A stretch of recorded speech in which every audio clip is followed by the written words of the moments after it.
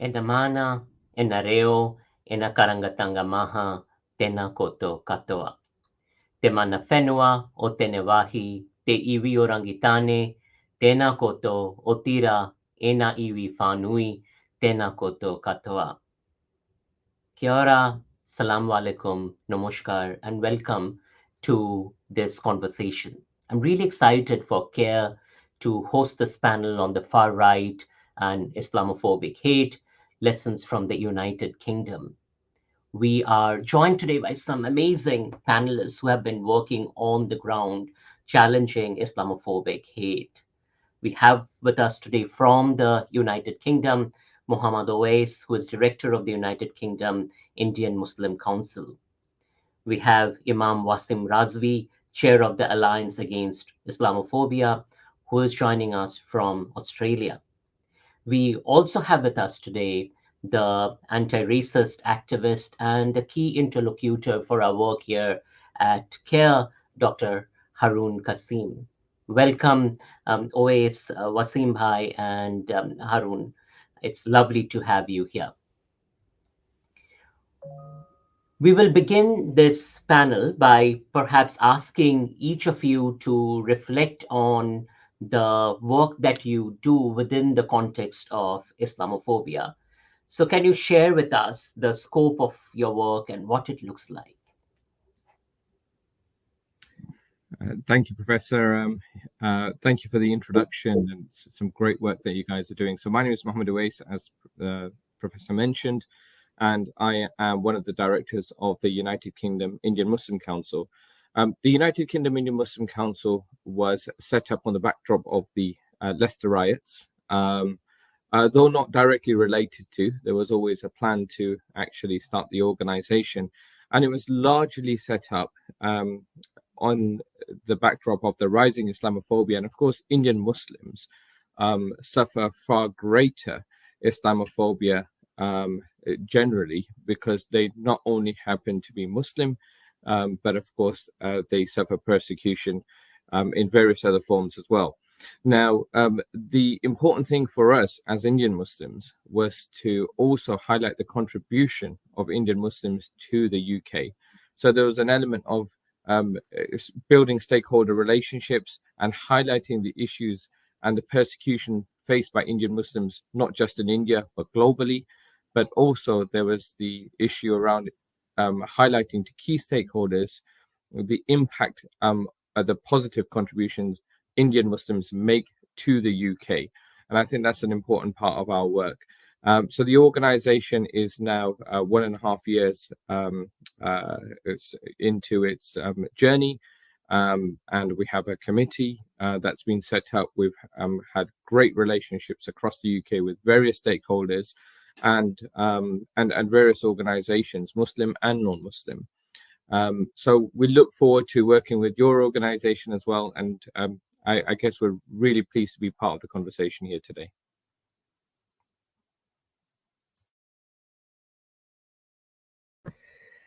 Thank you, Dr. Datta and Brother Wes, for that quick intro there. My name is Wasim Razi, and I am located here in Melbourne, Australia. I'm currently involved in Alliance Against Islamophobia, an organization trying to challenge the far right and Islamophobic hate that we are seeing is brewing across the globe, including across Australia.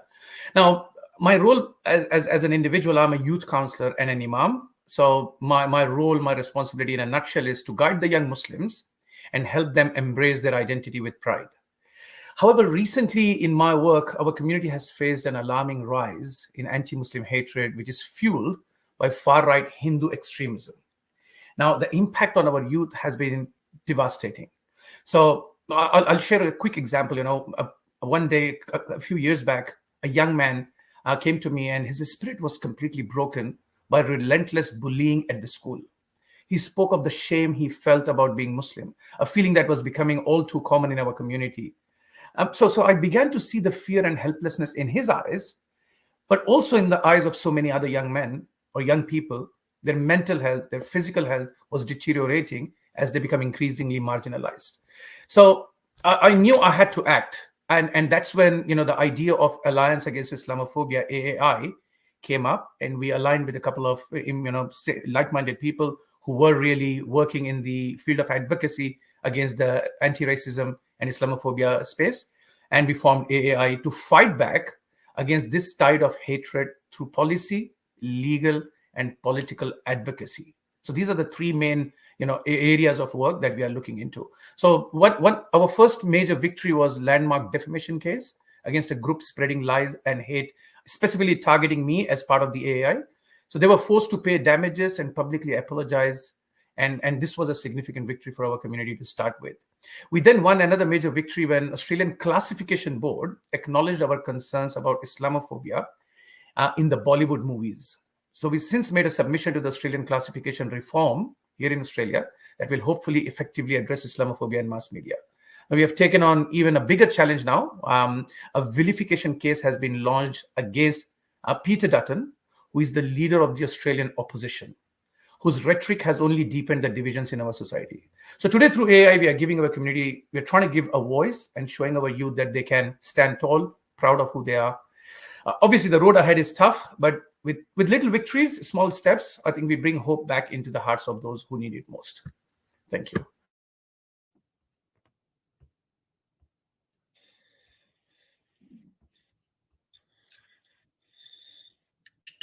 Is it my turn? Yep. Thanks, Richard. So my name is Haru, and I'm really honored to be in this very distinguished panel. My journey into understanding both Islamophobia and caste discrimination began with something that happened very close to where I live. There was this young Muslim woman who was pregnant, who was sitting down and having coffee in a cafeteria. And out of nowhere, a gentleman comes, starts becoming abusive to her. She's never seen a gentleman before. And then physically assaults her and actually kicks on her pregnant belly. And people came to help. The situation got diffused. But the point that set me thinking is, this guy never knew this woman. What made him do that? It's so abnormal for someone to have that amount of hatred and inflict such violence on someone who they didn't even know.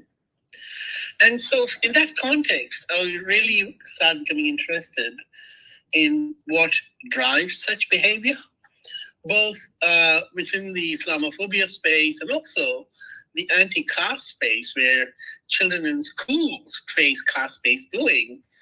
And so that's what drove me into, understanding them through a data-driven approach. And I've been very fortunate to meet Professor Datta.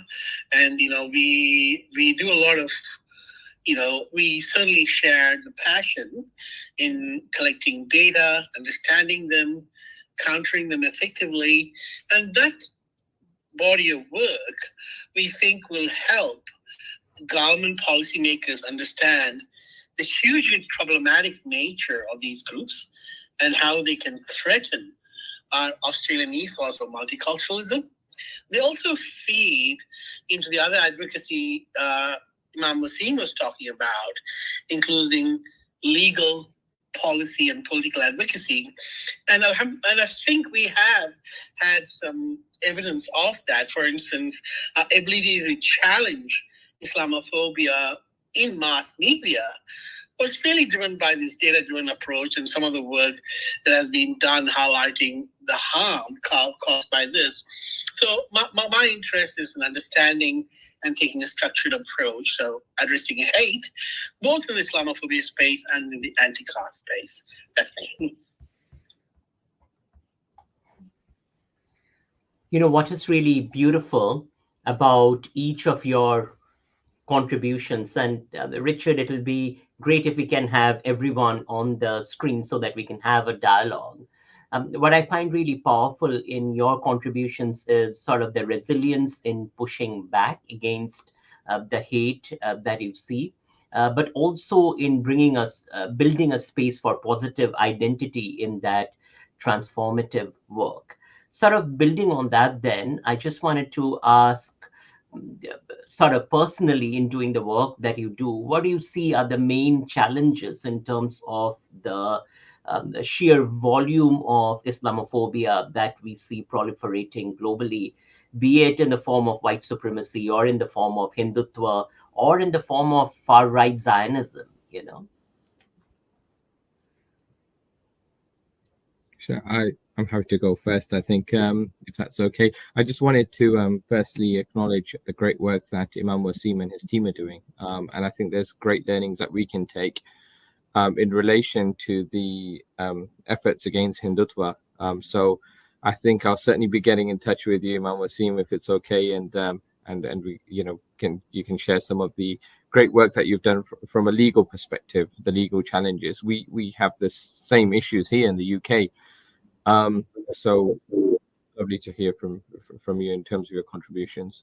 But going back to your question, Professor, I think some of the key challenges that we have is these legal issues surrounding legislature, I guess. So we've also seen a great effort recently with the Zionist lobby in the UK and the Hindutva lobby working very closely together. Even in the Houses of Parliament, a recent meeting between the two was focused around having a definition of Hinduphobia, which was similar to anti-Semitism. And of course, these are the conversations that are being had. And at the same time, they're working together in an axis of hate, an unholy nexus, so to speak, to really promote their ideological Islamophobia across the UK. So I think the fact that it's not just far right, just to give you a bit of an idea, and I know we're going to talk about this a bit later on, but some of the great challenges that we're facing is just before the riots that we've seen in the UK recently in July. So just literally a week or two before the riots, a rally was held in central London. Many of you won't know about this, which was attended by 20,000 people. And it was an anti-Muslim rally. And it was led by Stephen Yaxley Lennon, Tommy Robinson, who's probably well acquainted with yourselves. You probably know him very well from his far-right activity. But the attendees were not just far-right extremists. They were people of notoriety. They were middle-class individuals. They were football hooligans. They were individuals within that had Hindutva affiliations. So we could see within that there was it wasn't just historically where there was far-right rallies. It wasn't no longer a far-right rally.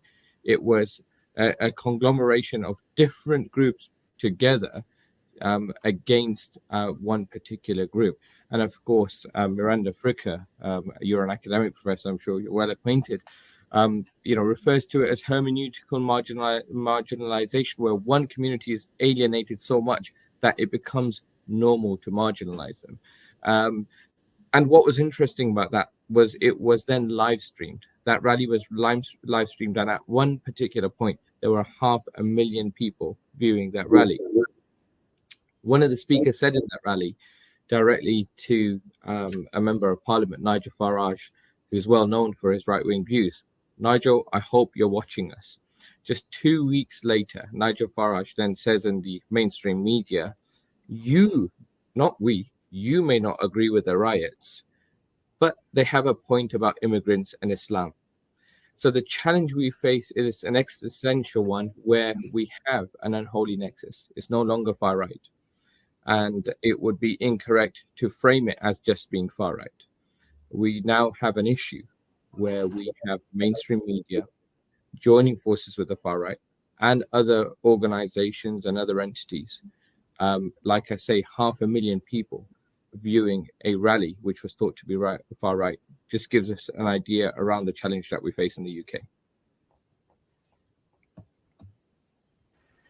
Thank you, Brother Wes. And Professor Mohan, I think you asked a very pressing question. The role of Islamophobia in driving violence, and the main stakeholders in this. This is really important. So, see, everybody will agree Islamophobia has undeniably played a significant role in fueling violence. Across the English world, US, UK, as well here in Australia. Now, what it does is it dehumanizes and depicts Muslims as the other. the often vilified as, we are often vilified as violent criminals, undesirable migrants, framed as a threat to the society. And there has been calls for a ban on Muslim migration. We heard this in the last decade in US. We heard this in UK. And, just earlier this week, we had, again, Peter Dutton, the leader of the opposition, actually said, we don't need to bring Palestinian refugees to Australia because this causes a national security threat. Now, so we have to understand, when it comes from top down, when it comes from the top, politicians in the country, it becomes the currency on the streets. That's the challenge that we are facing from Islamophobia from all aspects. Now, this portrayal has made it easier for groups, fringe groups like far right groups, to justify their actions, leading to targeted attacks on individuals, mosques, and Muslim-owned businesses. Now, the fear and suspicion bred by Islamophobia, decidedly contributed to a dangerous cycle of violence and retaliation.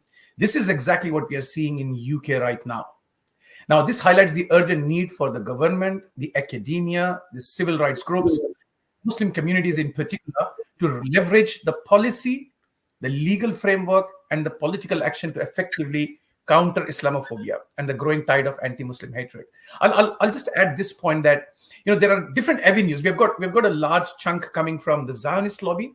We've also got a major chunk right now coming from the Hindutva, ideology, which is joining hands at times and creating more fear and prejudice. One recent example is the change that happened in Bangladesh, the popular protest by the student groups and the entire Bangladeshi community, rallying behind it. Now, that has happened. We have seen images of everyday Bangladeshis, Muslims, Islamic university students protecting and defending some of the temples and prayers of, places of worship. But suddenly here in Australia, we have some of the, most vile Zionist organizations and Hindutva organizations releasing statements in line with the statement of the Indian Prime Minister Modi and the other stakeholders there, saying that 1 million Bangladeshi Hindus are now under threat, while the Bangladeshi Hindu Society's leader is saying there is no such situation in Bangladesh. There is a lot of mutual respect and support. But just trying to mention that this false rhetoric is exactly what is the problem. So I believe the problems are coming from the Islamophobia is generated from the media representation. There's political rhetoric. There's historical prejudices, which takes a long time in the making. And then the social media, the online platforms play a major, major vital role in that. Hopefully we can expand on that further. Thanks, Wasim Razi and Brother Wace. So the way I see it is, the two important points that I raised. One was this construct of Hinduphobia, which Brother Wace raised, and the Bengali community, and how they have been reacting to the rise. And, there's one of the things we can say is there is a nexus. And that's a very reasonable observation. And the other thing we can do is create our own solidarity with various groups and engage with those narratives in a deeper way. What I mean by that is, let's talk about the construct of Hinduphobia. Does it exist? I would argue it does. Hinduphobia definitely does. And only the way Hinduphobia works is by dehumanizing caste-oppressed groups, right? So what Brahminical hegemony does to caste-oppressed Hindus is Hinduphobia, right? And by doing that, what we do is we work with our brothers, the caste-oppressed groups, who are dehumanized every day by this hate against them, which is by definition Hinduphobia against caste-oppressed Hindus, and work against this Brahminical hegemony, right? So Hinduphobia does exist, right? And it's driven by the Hindu far right against caste-oppressed groups. And that gives us an opportunity to establish solidarity with caste-oppressed groups. So all we're doing is engaging more deeply, right? So we don't have any evidence that, there is evidence of, at least in terms of studies, that show that there's evidence of discrimination against the upper caste of Brahmins. If it does, it is a part of a general racist attitude, but not based on their caste. But we do have evidence that Hindus of lower castes because of their caste and their identity as Hindus, are discriminated against. So that is Hinduphobia, right? And that's how we need to frame the argument. And I think we are failing to, capitalize on those opportunities to build solidarity and engage deeply with these constructs, right? And we can also ask the Zionists to come along with us and say, hey, these guys are Hinduphobic, the far right. They are, spreading hate against caste oppressed Hindus. You're right. Let's fight against Hinduphobia together. You see, it's an interesting narrative there, isn't it? So that's number one. I'm talking with the Bengali community. It is absolutely true that there's a lot of misinformation there. Right?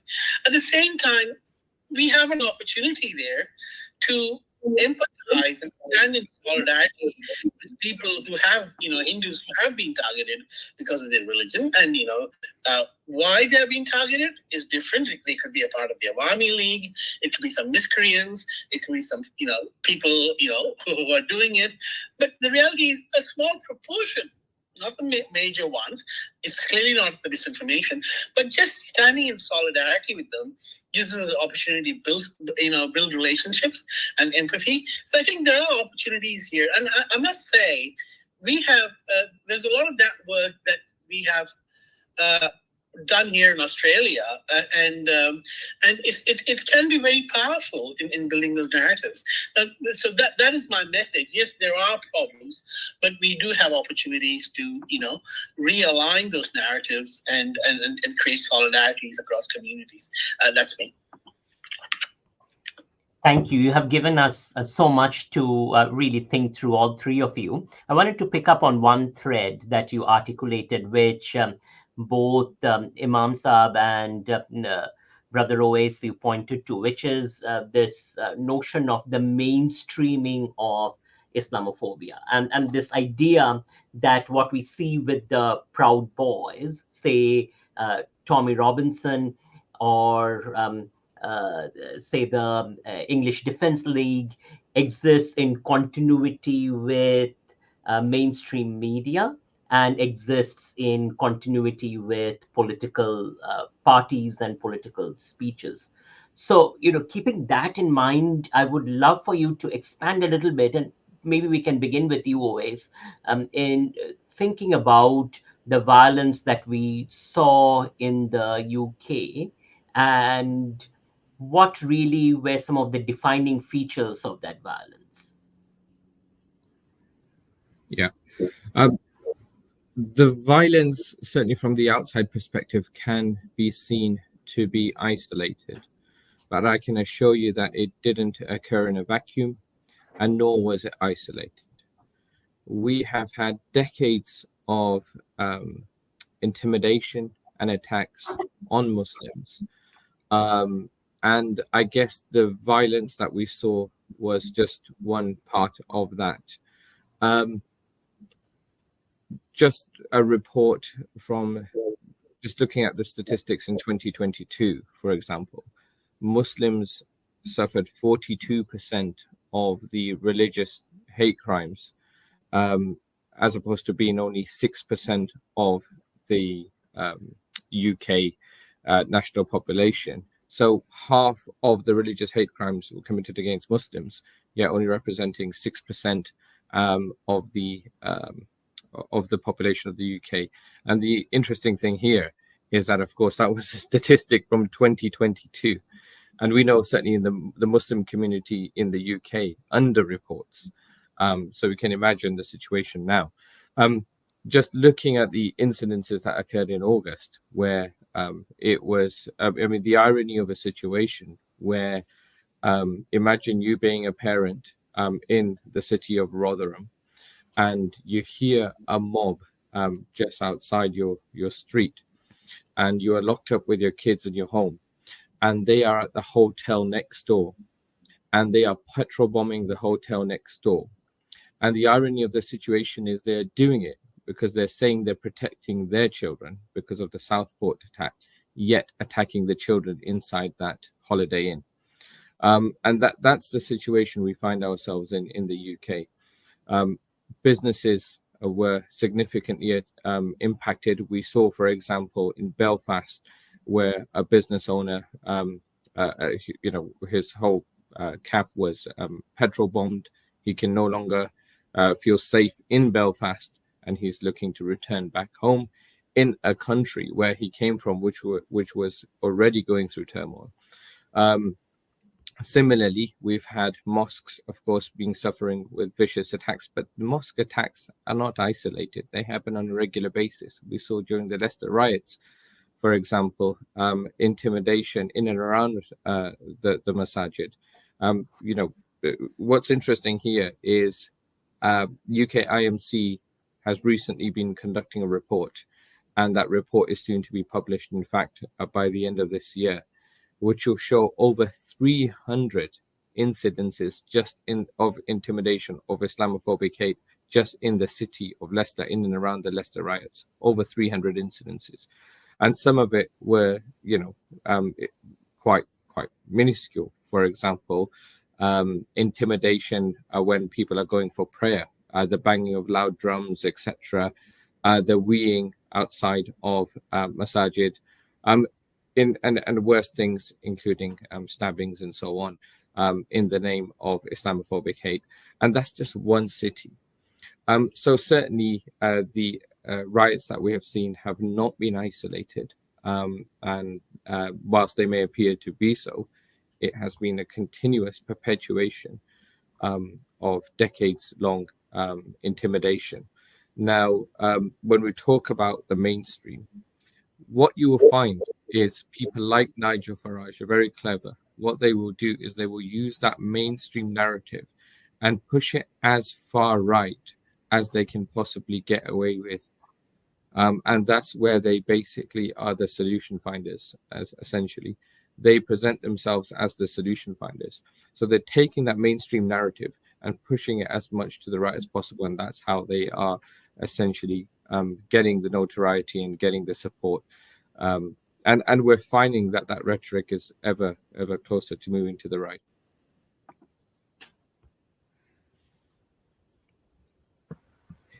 I have to acknowledge by saying, I'm gobsmacked at the details of the impact of the violence that is happening in UK riots. I think it's just gut-wrenching, harrowing to imagine families, children, people going through this in what we can call the first world, that we are living in. So see, I'm witnessing this and I'm watching this from a fair distance, obviously. So the Brother Awais' thoughts would be very much reflective of the on-ground reality. Just building on further from there, as a far witness, for me, the violence in UK has included several elements. I could see hate crimes, verbal abuse, physical assaults against minority communities, especially Muslims. That's what is happening. But this violence has been clearly instigated and fueled by misinformation. I spread through social media, and I think that's the culprit right now. Yes, there are several other narratives. There's all media representation, political rhetoric. There is historical prejudice. All of that adds to it. But I think the immediate threat is from the social media, such as the far right, Islamophobic, xenophobic, and racist influences like Tommy Robinson and the few others that Brother Awais mentioned and raised. So this has resulted in the atmosphere of fear and division. So as he rightly pointed out, they're saying we are here to protect our children while attacking the other children. So it just doesn't add up. It just shows the hypocrisy that is involved there. And I would like to quote Professor Datta here. I've been going through one of your studies and commending your amazing work. It sets up the academic world, and I think as an imam, for me, I can talk, right? But when we can present the talk with the evidence, I think that changes the entire dynamics of the discussion. And in one of your studies, you showed how the Leicester riots in UK last year were weaponized by certain social media handles to cause social discord, even here in Australia. So I think that narrative building, that linking it together, I think it gives us the strength to see the broader picture and also be aware of the potential challenges and the damages that would be coming our way. So the fear and suspicion bred by Islamophobia decidedly contributes to a very dangerous cycle of violence. So I think, am I just missing on something here? So what we are seeing in the UK reflects a significant failure of civil society groups in general, and the Muslim community in particular, to recognize the harm caused by social media misinformation and hate speech, and to take some proactive measures to address these issues. I really commend what Brother Wais and the team is doing, and this is exactly what is required. The recent riots should serve as a wake-up call to all of us, reminding us of the urgent need to hold social media companies accountable for spreading disinformation and hate speech that incites violence. So hope that adds some context to our understanding.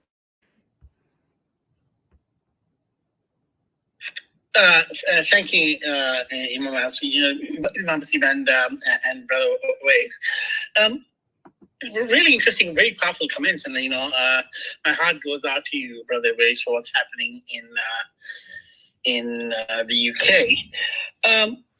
Can I dare say that this thing is really normalized beyond? When I say normalized, I literally mean normalized. The whole concept of Islamophobia in the form of casual Islamophobia. And that allows the othering and demonizing of communities. And then you can do anything to them because they're demons, right? And what I'm troubled by is the normalizing that occurs beyond these far-right groups like Nigel Farage, I'll come to him later, and others. And I'll give you an example. So there was this conversation in WhatsApp, and this was admittedly very liberal group. And there was this woman who was a doctor who had gone to a part of India. And in her travels, she saw a Muslim woman who was wearing a hijab. And she inferred that because of the hijab, she was backward, right? And she was oppressed. I think she was right about the fact that the woman there was oppressed. But she could have considered the fact that she comes from a socioeconomic status which is not allowed for the privilege of education. There are no schools around there. That didn't quite matter. A Muslim woman who wears a hijab is someone who's subhuman, who does not have agency, and normally wears the hijab because she's pliant, and she just, is an automaton who just responds to religious zeal and male patriarchy. And that is the normal construct of an Indian Muslim woman. And in that construct, the other factors are very often lost, and there's no empathy. You see, if she hadn't done that, you say, all right, she comes from this particular place. What if we had more schools there, right?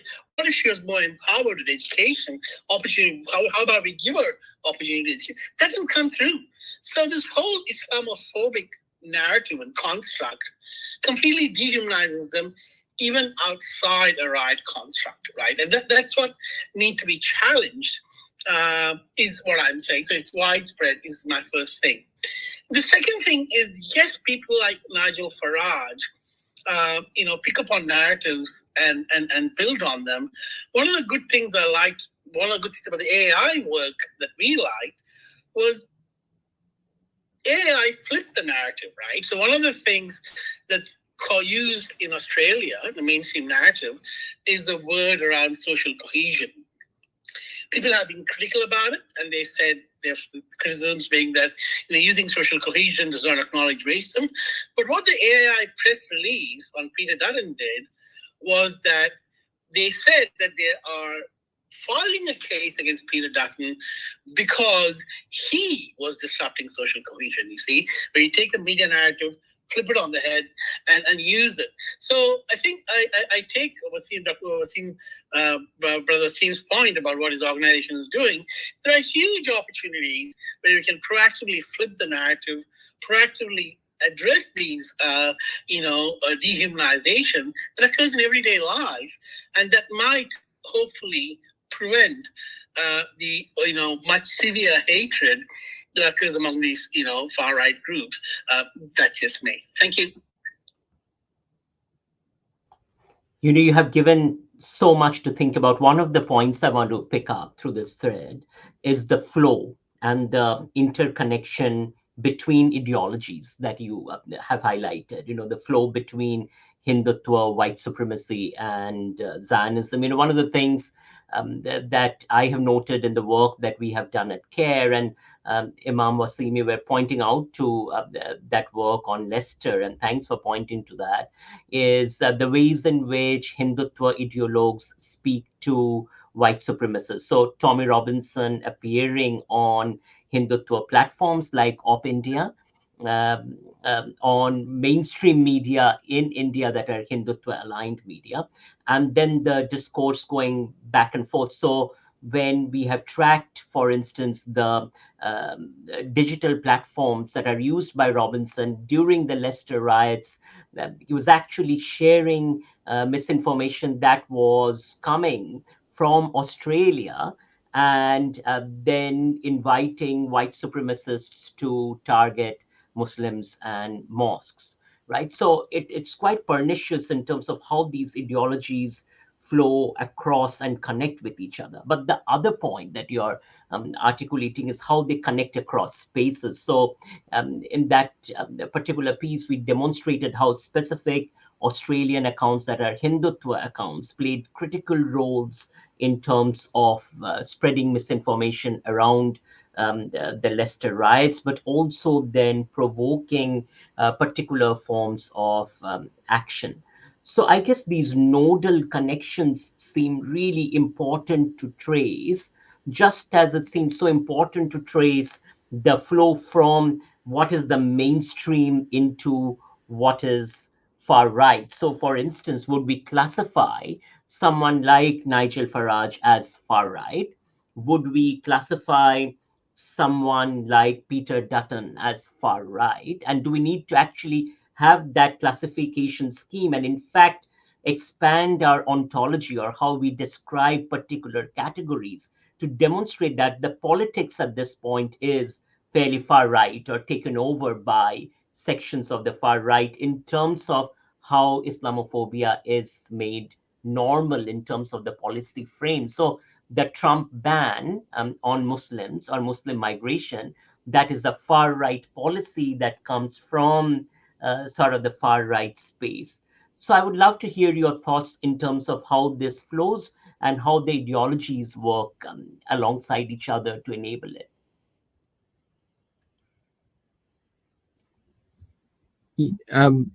I think if I can come in there, I think that's an important part of reclaiming that narrative. I think if we don't use a particular terminology to describe these pathways, then the narrative will be claimed on the other side, and I think that's the important thing here. But you're absolutely right. I think it is those nodal connections that are very important. The one thing I also wanted to touch on, which I guess I wanted to kind of bring into this discussion, and perhaps not directly related, but it's an important point of note. What we're seeing in the UK in relation to these nodal connections is the impact they are also having on civil society and from an organizational perspective. Let me give you a practical example of what I'm talking about. If you make a complaint regarding, so we had recently the Ram Navami celebrations in Leicester in the UK. In those celebrations, we had Hindutva mobs shouting, we did Babri Masjid, Kashi and Mathura next. Now, I don't know what connection that has to Ram Navami celebrations in the UK, but that was the purpose of that mob. And it was obviously inciting rhetoric of hatred towards Muslims. And it was done outside Muslim places of worship. So a complaint went in to the Leicestershire police. As shocking it may seem, the response, a formal response, came from the Hindu Police Association. Let me just repeat that so that you kind of understand what I'm saying. So we make a formal complaint to Leicestershire Police, a police force, in relation to Ram Navami celebrations, and the anti-Muslim hate in those Ram Navami celebrations, the response comes from the Hindu Police Association to say that the case has been filed. So this is a level of those nodal connections you're talking about and the infiltration it has on civil society. And we almost feel powerless. I mean, how do you take that further? Is that even right? Of course it's not. But what do you do next? How do you challenge that without being accused of being Hinduphobia, for example? So this is the extent to which these relationships have formed and have infiltrated civil society. And if we don't call them out for what they are, then we would then be in a position where the narrative is claimed on the other end. And many of you may be shocked by this, but this is the extent to which we're seeing this infiltration into civil society by various organizations. It's deeply worrying. When we actually called for a meeting with the Chief Constable of Leicestershire Police in relation to this matter, on behalf of all of the Muslim organizations in Leicestershire, he refused to meet us to raise a complaint. Then we decided to take that a bit more formally, and unfortunately, it's at a stalemate from a legal perspective. So that's kind of where we're at the moment, and be grateful for some advice from the rest of the panel. But just in terms of those nodal connections and the impact they have on civil society, this is the kind of stuff that we're having to deal with. I really appreciate the point Professor Datta mentioned earlier, the anecdotal link that we are having between these ideologies. And I want to throw in the Nazi, narrative. They would normalize that everything is fair game against this particular community. I think that's the similar thing that is being built here over a large space of communities, civil societies, and reaching out to common man to see, as Brother Owais mentioned earlier, 500,000 people watching that far right protest. It just goes on to show that the people felt the need and the necessity to actually witness that, because they felt something relevant there. And this is the rhetoric that the politicians continuously make. And then these far-right organizations, whether which is the white supremacist far-right groups or the Hindutva groups, then they shake hands with them together, and then they work together on these narratives. So I think if you want to pinpoint the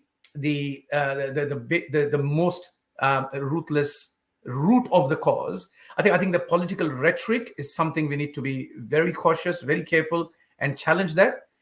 Then comes the second aspect, the civil societies, as Brother Owais was, this again, another, discriminative approach from the local police there that, they wouldn't acknowledge, they wouldn't even come down to meet. It is really shocking to even hear that. It does not give you much hope in the system then, because this reflects that the reason I mentioned Nazi narrative is this is exactly what they were doing. The civil bodies, the civil societies, the authorities, the government bodies, they were all now partial. They're all setting the narrative that it's completely fine. This is a fair game against this particular community. And that's what seems to be in work even now. So I think once again, I just want to highlight the other aspect, which is the social media one. There's been certain studies, and I just want to point that one. Here in Australia, we have an organization, Islamic Council of Victoria.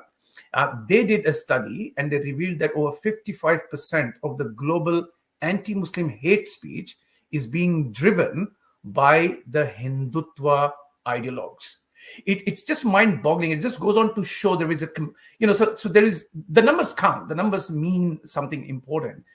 This is then being fueled and carried by all the other elements, as Professor Datta earlier mentioned, how something what was being mentioned here in Australia was being used by the far right speaker in UK during Leicester riots. So it just goes on to show the communication, the links that they have, and the amount of hatred that they are putting forward. According to another investigative report by the Washington Post, highlighted that during the provincial election in Indian state of Karnataka, more than 125,000 WhatsApp groups were deployed to spread anti-Muslim hate. This just shows the scale, the humongous nature of these connections. It's not limited to India anymore now. We were talking about, this report was talking about one state in India during the election. But what makes us think that this is not being multiplied, duplicated, parallelly done in different states and countries across the world when similar incidents happen? And that's why, as Brother Awais mentioned, it's very important to see the slogan that the Hindutva group was using in UK is exactly the slogan that is being used on the streets of India in front of the mosques during the Ramjan, the Bhumi, and any other event. It just shows the connection that is there, and we need to really challenge this. So since much of this hate speech is conducted in Hindi or other Indian languages, this is another space to look at it. Existing social media platforms often fail to capture and remove it. So as a result, this hate continues to spread unchecked, fueling severe contempt, ridicule, and hatred against Muslim communities. And I was just going to say, just to add to the social media aspect, the irony of the situation is you've got someone like Elon Musk who's trying to say, well, I'm acting in the interest of free speech. And all he's doing is perpetuating hate. And in fact, if you just look at his recent posts over the last week or so, even the last 2 weeks, for example, have all been extremely far right, Islamophobic content. And yet he says he's acting in the interest of free speech. And that's really, really interesting. I think it's really important we call people like Elon Musk out, for his actions in respect of this, for him amplifying the voice of people like Tommy Robinson, who now has nearly 1 million followers, I think, which is incredible. Yet, at the same time, calling those that are supporting Palestinian protests and for calling for the rights of Palestinians and saying they are bots on his platform, and then removing their accounts. Yet he says he's acting in the interest of free speech. So the irony is not lost on us. Thanks, Brother Ray. Let me just quickly add a few things. Now, free speech is not hate speech, right?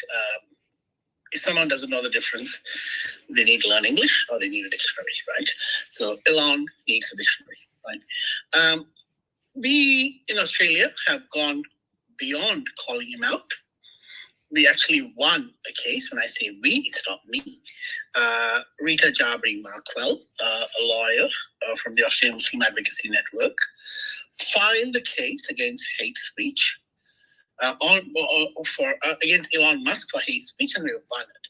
Because hate speech has very definite criteria. It's called the dehumanization criteria. You cannot dehumanize anybody. You can't dehumanize Elon himself because he will be very annoying. So free and hate speech are completely different things.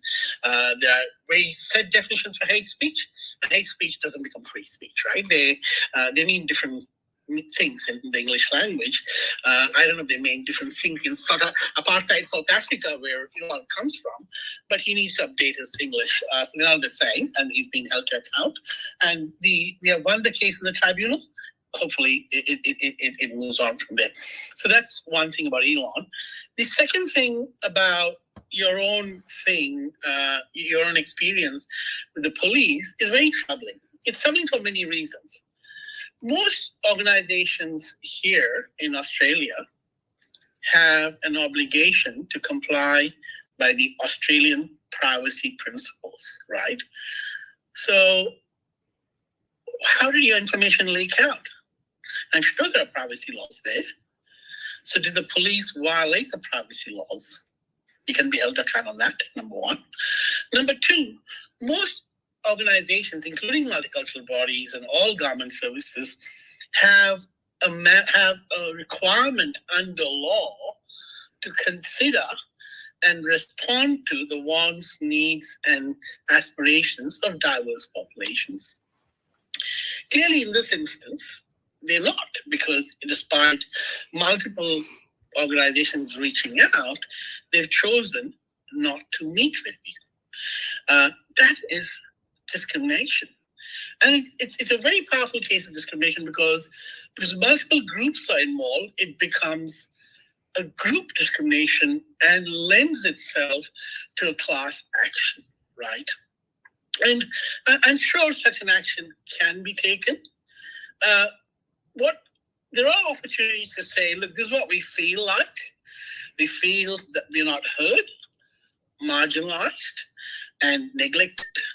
Can you please listen to us? Because your particular, that should really exist in any country. I'd be really surprised if it doesn't exist in the UK, because under your establishment mandate, under so and so, you're supposed to engage with us and consider with us.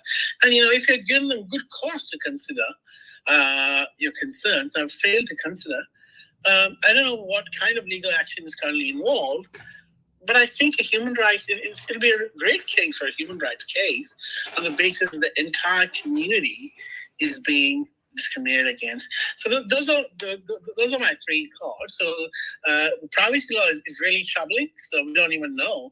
How can your information leak at all? It puts the person who made the complaint at risk. Right. So I think it's going to be challenged from a privacy perspective, from a discrimination perspective. Those are the two things. So that's my bit. Thank you.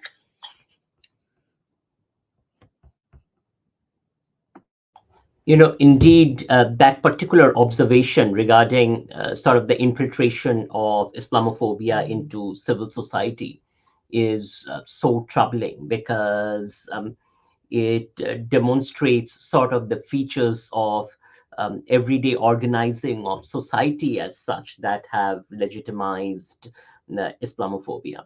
The other thing that also is worth noting here is in terms of the role of the police, and something that, say, the work of Professor Deepa Kumar raises is the mainstreaming of Islamophobia through the security intelligence apparatus of the empire post 9/11, particularly in terms of how the concepts of security are inherent to notions that disenfranchise and dehumanize Muslims within the contemporary geostrategic framework. Connected to that, at an empirical level, many of our sort of activist partners across spaces have raised questions, for instance, about presence of Hindutva, Zionist, and white supremacist ideologues within the police. Here in Aotearoa, for instance, there have been concerns raised by Muslim activists about the presence of Hindutva within the police and through the structures of the police. So that becomes a really interesting question in terms of, if you're going to go to the police to do the sort of work of providing safety, what kind of safety can you expect when the organizing structure of the police itself is invested in producing and magnifying Islamophobia? I would love to hear your thoughts on this, and if you have experiences that speak to this security intelligence apparatus and its role.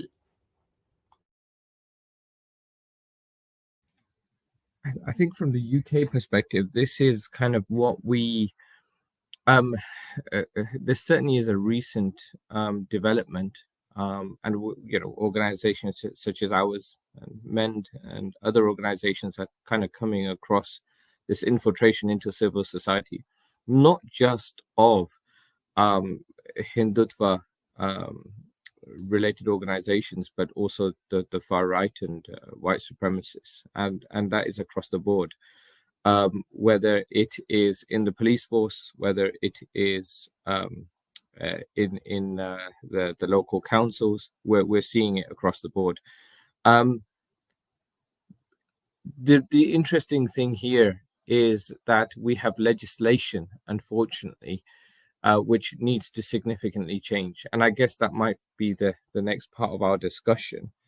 But the thing is, when infiltration such as this is happening, there is no barrier to that. And it's almost an easy assimilation, because legislatively, there are issues. Let me give you a practical example. A councillor, and I like to give practical examples because they're far easier to kind of relate to. So a councillor stated that he showed a picture of a Muslim being spit roasted, and underneath that spit roast was the burning Quran, and he said, kill them all first and ask questions later. Now, in any decent country, that would be disastrous. I mean, you would consider that, extremely provocative, and possibly, that person should be locked up for calling for the killing of Muslims. Believe it or not, that was not a crime. And the reason is because the judge ruled that there was no intent to cause religious hatred. So the difference between race and religious hatred is interesting. You have to show intent in the UK. So, for example, if you are a Jew and someone says the same thing to you, that person would definitely be put in prison, because because you don't need to prove intent when it comes to race, but for religion you do need to prove intent. And even though that was quite intentional, and you could tell exactly what the council was saying, but the laws here make it very, very difficult to prosecute, despite the fact that you're calling for the killing of Muslims. Can you imagine? So this is the kind of situation that we're seeing, where councillors themselves are openly saying Islamophobic rhetoric. Yes, they might be removed from their positions, but they're certainly not held accountable enough. And therefore, that process of assimilation into civil society organizations and so on is relatively easy. So there does need to be legislative change in that sense. Similarly, we had an inquiry, the Lord Leveson inquiry, in, I think it was 2012, which called for extra regulation in the press. Just last week, I think we saw one of our members of parliament, Muslim member of parliament, which was talking, who was quite rightly talking about the Islamophobia and the riots, really being hounded on all the major media platforms for saying that basically people that were, petrol bombing mosques were Islamophobic. She was saying, well, you don't need to call it Islamophobic, you just call it racism. No, it's Islamophobic.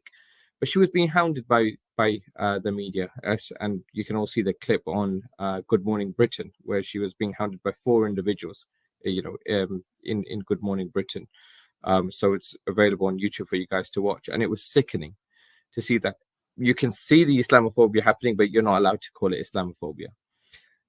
So this is the kind of level of infiltration that we're dealing with, but there does need to be legislative change. And the fact that Lord Leveson had an inquiry in 2012 where he set out some key recommendations for press regulation that were not adhered to, despite the fact that the government called for that inquiry. The government called the inquiry, they wouldn't adopt the recommendations from their inquiry, which was quite shocking.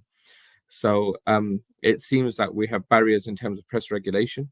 We have barriers in terms of race and religious hatred, discrimination laws. And these are the kind of things that we need to be thinking about. And these are the kind of things that we're working towards.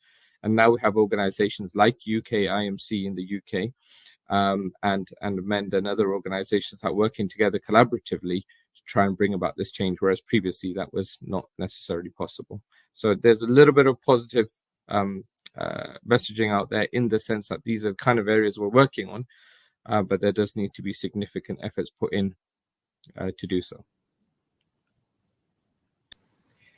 Thank you, Brother Awais and Professor Datta, for raising this issue of the, I would term it as the law apparatus that we have in the society, the intelligence bureau that is out there. So all of these, set systems that are there, and it's quite challenging to deal with them when they are discriminating, when there is a popular narrative of othering a small minority. It becomes very challenging. We're trying to fight bottom top up, and that's always going to be difficult. So let me put it this way: that it requires. I'll give you an example. We were talking to a federal police bench. They were having a public awareness event, and we spoke to Australian federal police officer there. And the people were asking, the Muslim community members were asking the question that, how could you let an Australian who is a dual citizen of Israel and Australia go fight in the IDF, kill people, children, and then come back and have no consequences compared to any other individual, take Muslims, who might go to, on behalf of Turkey or Palestine or Syria, and any of those, immediately they will be considered threat, and there will be a large investigation, and intelligence department will be working behind them, on them. So all of this would require then is this not a clear discrimination? So the police officers were saying, well, see, you got to understand, we are simply applying the law. You need to talk to the policymakers. So we would then go to the policymakers and talk to them, and the policymakers would say, well, it's coming from the politicians. This is what has been passed as a constitution and the law. So we are restricted. You go to the politicians and they say, well, it's the legal framework that we are all bound by. So we got very little to offer. See, I think what happens here is they're all shrugging off the responsibility. And that's why this requires a multifaceted approach in tackling this. Some of the key strategies, which I'm not saying we've got a solution, but I think what we are trying to do now through the discussion is come up with different experiences that we all had in different parts of the world and try connect them and see if there is something that we can all benefit from each other and apply those extra strategies within our framework. So one big area is research, awareness, and education. So it requires understanding the anti-Muslim hate. It requires then the next step would be to counter this anti-Muslim hate through education. So the first is to identify that. The second area of work is media accountability. We see, okay, there are articles written, there are articles that are fueling hate and scaremongering. We cannot just sit and, show our anger and frustration on that. Yes, we got to do that, but that needs to turn into action. And that action is challenging that media bias. We need to really take this on. So we cannot let it pass. We need to challenge it, put a complaint, raise it. I've just been hearing Brother Awais about, how they have raised certain matters. It has gone to the court. The judges have, still, sort of like discharged them without much consequence. And I know this is very sickening. This is unacceptable. But at the same time, I think we need to then go back to the policymakers. So I think this is three major areas: legal avenues, the policymakers, and the political advocacy. All this needs to be done like in a cycle together parallelly in order to really get some fruitful results. Yes, we might not be successful every single time, but I think that is the way, that is the pathway that we could really challenge that. So within media accountability, promoting balanced reporting, forcing that, giving your your narrative to the media, making those connections. The third is policy and legislation, strengthening the hate crime laws, legislative advocacy. We really need to increase our bar and reach out furthermore than just being reactive at the time of the incident. Community engagement, building bridges, empowering local leaders, supporting them when there is a need. Elections is a big thing, and I think UK elections have set a trend now across the globe. Stealing those, sorry to use the wrong word, not stealing, taking back those 5 seats, taking back those 5 seats from the popular party. I think that is really big. I think UK has been voting silently for 40 years, and then suddenly you take back your right. I think that spoke heavily. And I think that we are trying to reflect that here in Australia in our local council elections and the upcoming federal elections. So UK has been setting up a trend. I think this is important. This is political, narrative that needs to be shown. So I'll conclude by saying that, this is what needs to be done on all different multi-levels. And only then we will be able to take the narrative back to our community. So what I might do, if that's okay, is I might just quickly, I've been following AI's work very closely, and like Brother Awais does, we'll actually give an example of what Brother Wasim puts into context what Brother Wasim is saying, and helps us understand this better. So what happened was, a few years ago, there was an Islamophobic movie, just to understand how that policy feeds into the legal framework and into the political framework, because that work was really interesting. So a few years ago, there was a movie which is Islamophobic. And in Australia, like in the UK, you don't have religious vilification laws in all the states. As a matter of fact, you don't have religious vilification law in the federal government. So what AI did, is that they picked a state where there was religious vilification law, and they lodged complaints against the theaters they're screening it. Out of the 5 theaters they're going to screen it, 3 of them withdrew. 2 of them, which are large chains, they said, what Wasim Bai said, saying that, oh, look, it's been vetted by the Australian Classification Board, so we're just going to screen it. The policies allowed us. So what we did was, what they did was they looked at the policy again, and they knew that they could make a submission to the Australian Classification Board. Again, they collected the data on social media, hate speech, put it together, and went to the Australian Classification Board, and they said, look, here's the data. This movie is causing hate. So it is a movie that causes hate against Muslims. And the beautiful thing was, for the first time, because the Australian Classification Board looked at the data, they actually came out and gave an advisory which said that this was causing religious intolerance and social discord. So now they got all the policy thing, right?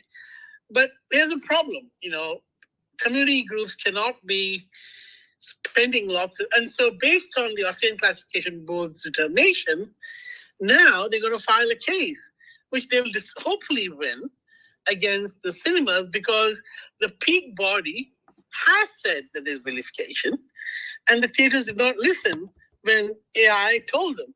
So they've gone through a policy legal network established, and now we'll file they'll file the case against them and even claim damages. So they've navigated that very well.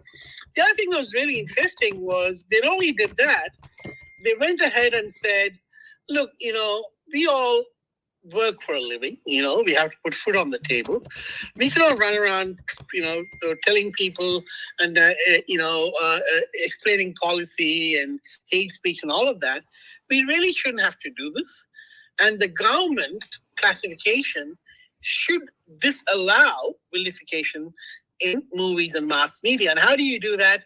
Two things: include people from the Muslim community in the classification board, right? Number two, if there is anything Islamophobic, do not certify them for mass screening. So the first bit we've already got in Australia. Then AI, I know, is already coordinating the training of people through the Australian Classification Board for them to identify Islamophobia in all kinds of media. So that's a great win, right? The second part, where we kind of entrain,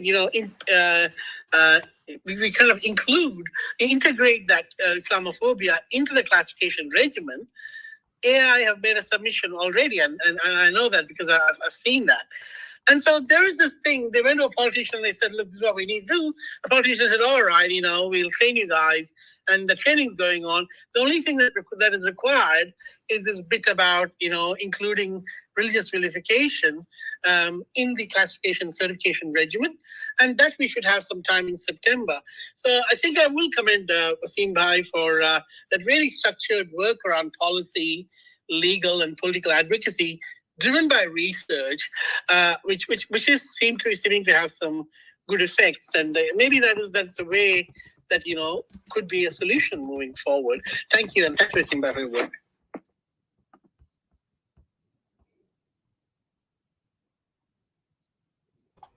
We are sort of moving toward the space where we can talk about and summarize solutions, and there is so much great work that you each are already doing that is research-based, that engages the communities, building wide networks, that engages policy, that engages law, and that works through these multiple nodes.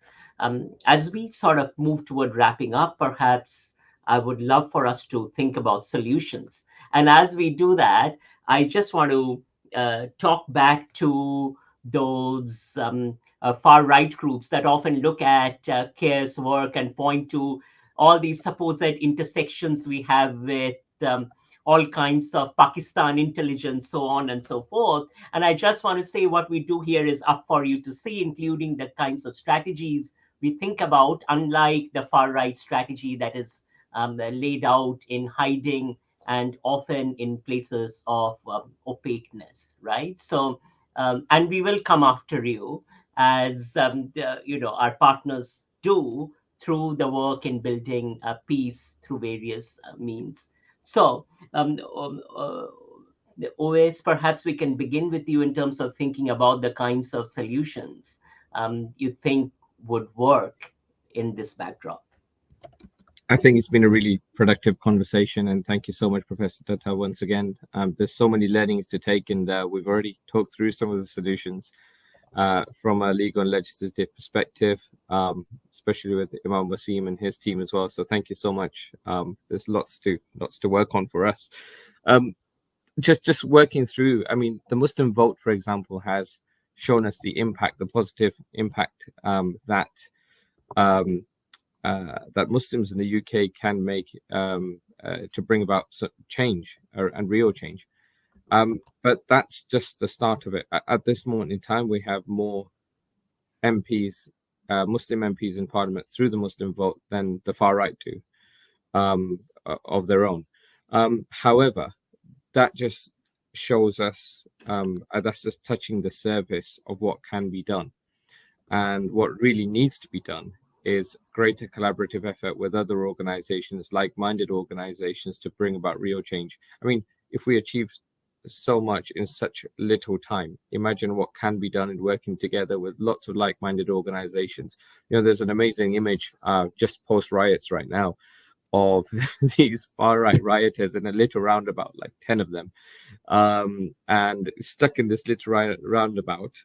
And all around them are, you know, Muslims and stand up to racism people and other, you know, organizations all together, you know, having coffees and teas. And then you see these, you know, people, you know, just in the middle of the roundabout, about 10 of them, you know, with their Union Jack flags. And it shows the humiliation of these individuals when we work together collaboratively with other organizations. So that's really, really important. And going back to some of that change that we need to work towards, certainly in the UK, is the adoption of the Leveson inquiry in full, which talked about press regulation. And that's really, really important for us. Secondly, the need to equate religious hatred laws with race discrimination laws, vitally, vitally important if we're going to hold people accountable, if we're going to hold that counselor accountable who's talking about killing Muslims, yet not being prosecuted for that. That's a serious issue. Education is vitally important as well. We have an issue within our own community, and let's not forget that, within the Muslim community, of underreporting. You know, we're in a situation of potential perpetual inferiority in many of our communities, where, you know, we accept our marginalization as the norm ourselves, and that's a problem. So it's important that we accurately report, and we know where to report, we know how to report. So there are lots of things that need to be done, and it's important to be done. That requires a collaborative effort across the board. And I'm pleased to say that we're finally starting that piece of work, though it's late. It's certainly happening.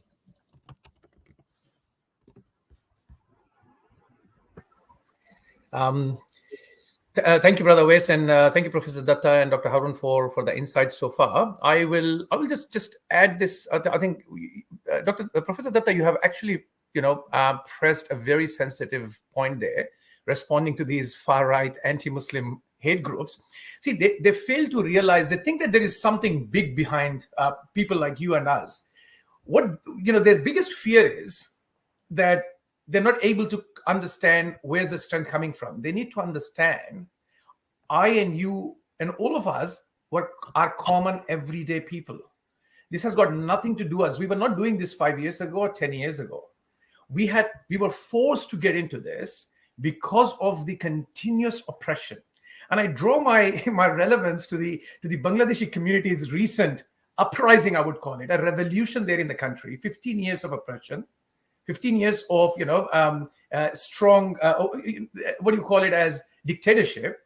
And then people rise. The people didn't rise because there was a political movement. So yes, I understand that this is still a sensitive topic, but let's put it for us, for a common man, millions of people gathering together for a common cause, that this is discrimination. There's no equal rights. there is a clear bias here, and the people rising against the leadership of the country.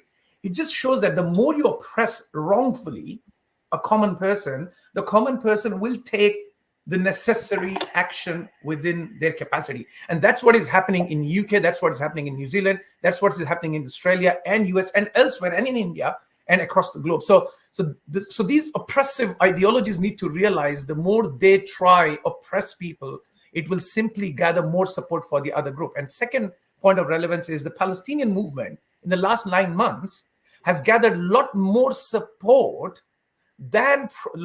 amongst the common man than they could gather in probably last 75 years. So you got to understand where the power is coming from. The people are uniting, the people are witnessing, the people are responding to that. So I'll conclude by saying that, in my activism challenging Islamophobia, I've witnessed certain, impactful data-driven research in understanding and countering hate speech, education and community solidarity, in empowering affected communities, and political and policy advocacy in proactively addressing Islamophobia. Legal action, I believe, has been essential in holding hate mongers accountable. So that's one very strong a pathway to use. One other key lesson is I've learned is that grassroots efforts, when combined with strategic research, strategic research such as Professor Datta's and CARE's, the outlets that come out, the articles, the research that comes out, which then further fuels the policy, legal, and political advocacy. This can lead to a meaningful change. It's also crucial to build alliances with other marginalized communities, as collective action significantly strengthens the fight against hate. Thank you. Thanks, Wasim. Thanks, Brother Ois. I think I'll just really reiterate what both of you said. And it really boils down to three things, doesn't it? Research feeds into education empowers the masses, and that empowerment also feeds into policy, which is data-driven policy advocacy, data-driven legal advocacy, and data-driven political advocacy. And they also offers very deep insights into addressing the counter-narratives too. Because I'm going to pick up on the Hinduphobia thing again, because Brother Ois used it twice, and that's the reason I'm picking it up. So the Hinduphobia, if someone calls it Hinduphobic, based on the research, you have every right to say that you don't dehumanize caste-oppressed groups. You don't say that the caste-oppressed groups are made from the legs of Brahma or out of them. Who does that is the Brahmin, right? So they say, no, I'm not Hinduphobic. Maybe you are. So the Hinduphobic is the far-right Brahminical hegemony. And that's something we should be very comfortable saying. Right. And all we're doing there is using research and data. There's no data that, you say, that they're made from Brahmin's legs or feet, but there is data that the Brahmin does that. The Burma does that, right? So you say, look, the data that we have shows that you are Hinduphobic, I'm not, right? And that is the comfort that we should have, using data-driven narratives. And I think as we work together, we might be able to make those narratives strong, especially around Hinduphobia, because Hinduphobia is nothing but a product of Brahminical hegemony against caste-oppressed groups, right? And it exists, and we shouldn't be afraid of calling it out. And we're able to develop such narratives very powerfully. So my invitation here, and I have to thank Professor Datta, is really this. The last thing that both of you said is, creating that collaborative consortium that can leverage research, create narratives that are data-driven, and adopt data-driven policy, legal, and political advocacy. And that's what the left has historically done, and we've done it very well. So we have history behind us. We have evidence that it works. All we need to do is continue to work together. With that, and thank you, Professor Datta, for giving us the opportunity. I just learned so much from what you shared regarding your advocacy, but also in terms of the directions you offer as we imagine the kinds of solutions that perhaps are likely to work in challenging the onslaught of Islamophobia that we are witnessing, including in the UK at this point. I want to thank each one of you, and before we wrap up, invite you to perhaps share your concluding thoughts. Just once again, a huge thank you, Professor Datta and team, for organizing this event. There were learnings, a huge amount of learnings for me personally and for our organization. So once again, very, very grateful. And, I just leave you all with an Arabic saying. There is a Arabic saying, "Ma da'a haqqun wara'ahu talibun," that justice will always prevail, even if there is just one person fighting for it. So we continue our fight, and we work together collaboratively. And once again, thank you so much. Thank you, Brother Wes, and thank you, Professor Datta, for conducting this and giving us the opportunity to communicate and connect with each other. It has been an amazing discussion, and I'm sure I've learned a lot with the other experiences and what's happening in different parts, especially in UK. I think all eyes are on UK as we speak. So hopefully, we have a very good solution there, and things could improve there, inshallah. I'll conclude with one of the verses of the Quran, which says, Ya ayyuhalladhina amanu kunu qawwamina bil qist shuhada'a lillah. So the verse is saying, oh, you who believe, stand firm for justice, even if it goes against you, and be witnesses to Allah, to Almighty God. So it's like putting the whole strength, saying the most important criteria in front of God is actually justice. And even if you have to speak against your own people, your own community, and yourself, you must stand for the cause of justice. So I think that's what is reflective of all of us, all the people involved, and that's what needs to be continued and carried. Thank you. Sorry. Thank you, Pawan, and thanks, Brother Wasim and Ways, for your insights. I've certainly learned a lot, and one thing I've learned most today is really when we come together and share our experiences, we look at things so much differently, and we learn so much more new things and find new ways of doing things. And if there's one thing that stands out to me today, the power of collaboration, right? The power of sharing, the power of working together. And hopefully we can build on this, not only to work together with broader communities, with caste-oppressed groups and others, and build a coalition that well and truly is seen as multicultural, multi-ethnic, multi-religious, and also promotes the social cohesion in its true spirit and form. So look forward to ongoing collaboration. Thank you very much, everyone. I learned a lot. Kia ora. Thank you so much, each one of you, and thank you to our audience for joining us. And this is one of many conversations, and the power really of conversations such as this is the value of connection, the value of love, and the value of community. And you see that in full form with each of these three amazing activists. So thank you each for the time that you have given us and for the work that you do.